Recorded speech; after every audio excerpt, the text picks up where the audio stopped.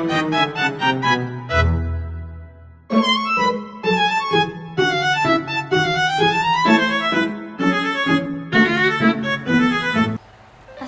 warahmatullahi wabarakatuh. Halo semuanya, perkenalkan saya Raisya Fazila, mahasiswa Fakultas Hukum Universitas Pembangunan Nasional Veteran Jakarta. Pada kesempatan kali ini saya akan membahas topik penting di era digital terkait content moderation dan kebebasan berekspresi di media sosial. Kasus nyata yang saya pilih adalah pemblokiran akun penjual produk herbal di TikTok Shop Indonesia. Berdasarkan kebijakan moderasi konten otomatis TikTok yang diatur dalam dokumen TikTok Shop Restricted and Unsupport Product Guidelines. Sebelumnya, dalam perkembangan teknologi digital telah menghadirkan berbagai peluang baru. Salah satunya melalui fitur live shopping di platform seperti TikTok Shop yang memberikan kesempatan besar bagi pelaku usaha kecil untuk menjual produk herbal secara langsung kepada konsumen. Namun, TikTok menetapkan bahwa produk herbal termasuk kategori terbatas dan hanya dapat dijual jika memiliki izin BPOM. Jika tidak memenuhi syarat atau menggunakan klaim medis seperti menyembuhkan penyakit, sistem otomatis TikTok dapat menghapus konten atau memblokir akun. Namun, dalam praktiknya, moderasi konten TikTok menimbulkan kontra. Misalnya terdapat kasus nyata penjual produk herbal minuman di TikTok Shop yang mengaku produknya diblokir meskipun telah terjual lebih dari 3.000 botol. Penjual merasa dirugikan karena tidak ada penjelasan mengenai alasan pemblokiran. Sementara transaksi dan akses pasar digital ikut terhenti. Seharusnya TikTok terlebih dahulu memberikan peringatan atau meminta bukti legalitas seperti izin BPOM sebelum memutuskan pemblokiran. Sehingga tidak salah sasaran terhadap produk herbal yang memiliki konsumen nyata dan hak penjual tetap terlindungi. Moderasi konten ini dilakukan melalui penerapan kecerdasan buatan AI dan machine learning algoritma yang berfungsi mendeteksi potensi pelanggaran. Sistem ini memindai kata kunci seperti obat, penyembuh, atau aman tanpa efek samping untuk mencegah penyebaran informasi kesehatan palsu. Namun, algoritma tidak mampu memahami konteks sosial dan budaya produk herbal alami Indonesia yang sebenarnya legal. Akibatnya, konten promosi yang sah justru dianggap melanggar kebijakan. Kondisi ini memperlihatkan bahwa sistem moderasi otomatis berisiko menimbulkan ketidakadilan bagi penjual produk herbal yang patuh aturan dan hal ini dapat melanggar hak kebebasan berekspresi.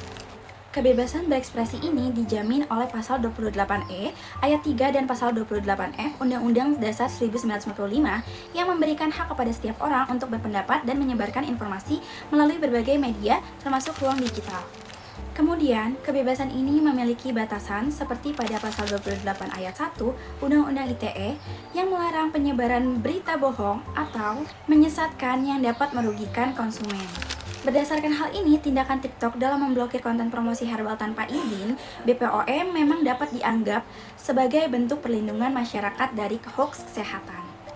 Akan tetapi, jika dilakukan secara otomatis tanpa mekanisme klarifikasi, tindakan tersebut bisa dinilai tidak proporsional dan berpotensi membatasi kebebasan berekspresi pelaku usaha kecil. Oleh karena itu, perlu adanya keseimbangan antara perlindungan hukum dan hak digital pengguna agar moderasi konten tidak berubah menjadi bentuk penyensoran berlebihan. Kemudian, berdasarkan Peraturan Menteri Komunikasi dan Informatika Nomor 5 Tahun 2020 tentang penyelenggara sistem elektronik lingkup privat, setiap PSE termasuk TikTok berkewajiban memastikan sistem elektroniknya tidak memuat atau memfasilitasi penyebaran informasi yang melanggar hukum. Namun di sisi lain, platform juga harus menjunjung prinsip transparansi dan memberikan mekanisme banding bagi pengguna. Dalam konteks produk herbal ini, TikTok seharusnya memberikan kesempatan kepada penjual untuk membuktikan legalitas produknya. Panduan TikTok Shop Academy bahkan menegaskan bahwa penjual berhak mengajukan appeal jika produk diblokir secara keliru.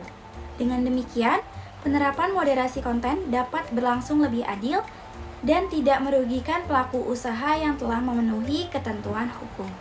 Selain itu, penting untuk memahami bahwa TikTok Shop kini berfungsi ganda sebagai media sosial dan sekaligus sarana perdagangan elektronik e-commerce. Fitur live shopping memungkinkan penjual berinteraksi dengan konsumen sambil mempromosikan produk herbal mereka secara langsung, yang membuat proses transaksi lebih cepat dan efisien. Oleh karena itu, kebijakan moderasi yang salah sasaran tidak hanya mempengaruhi komunikasi penjual, tetapi juga menghambat kegiatan ekonomi digital mereka. Ketika akun penjual herbal diblokir, semua transaksi otomatis dibatalkan, saldo tertahan dan data pembeli tidak bisa diakses kembali. Situasi ini menyebabkan kerugian ekonomi yang nyata bagi pelaku usaha kecil. Dalam perspektif hukum perdata, hal ini dapat dikategorikan sebagai perbuatan melawan hukum sebagaimana diatur dalam pasal 1365 KUH Perdata, terutama jika tidak tersedia mekanisme penyelesaian sengketa yang transparan dan adil. Karena itu, komunikasi dan keterbukaan dari pihak platform menjadi sangat penting agar moderasi algoritma tidak menimbulkan kerugian sepihak bagi penjual. Kasus pemblokiran produk herbal ini menegaskan pentingnya peran manusia atau human review dalam sistem moderasi berbasis algoritma. Meskipun AI mampu bekerja cepat, tanpa keterlibatan manusia, keputusan algoritma bisa bias terhadap konten yang sebenarnya legal.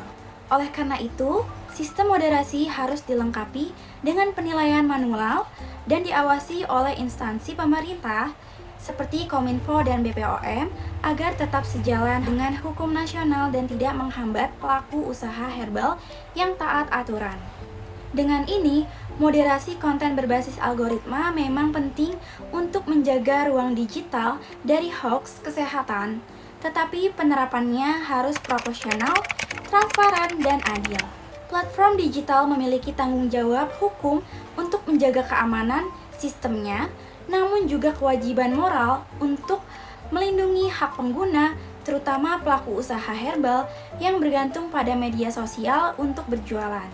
Keseimbangan antara perlindungan hukum dan kebebasan berekspresi menjadi kunci agar media sosial dan perdagangan elektronik di Indonesia dapat berkembang secara sehat, adil, dan beretika. Sekian yang dapat saya sampaikan, semoga pembahasan ini bermanfaat dan menambah wawasan kita semua tentang pentingnya keseimbangan antara hukum, teknologi, dan perlindungan pelaku usaha herbal di era digital. Terima kasih. Wassalamualaikum warahmatullahi wabarakatuh.